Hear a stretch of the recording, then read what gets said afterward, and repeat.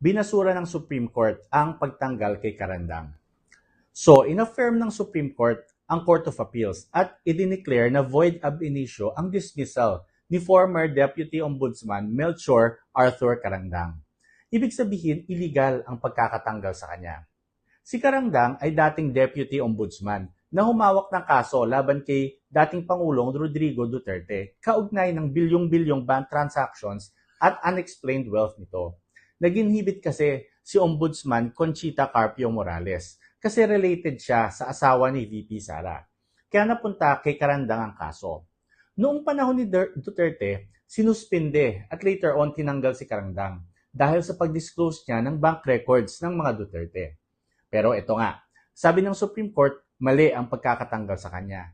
Hindi daw pwedeng pakialaman ng Malacanang ang Office of the Ombudsman. Ang Ombudsman kasi ay isang independent constitutional body. The keyword is independent, kaya hindi ito pwedeng kontrolin ng President or kung sino mang iniimbestigahan nito. Ang logic ng Supreme Court ay very simple. Kung ang Presidente ay pwedeng magtanggal sa Deputy Ombudsman, paano magiging independent ito? Nobody is above the law, not even the President.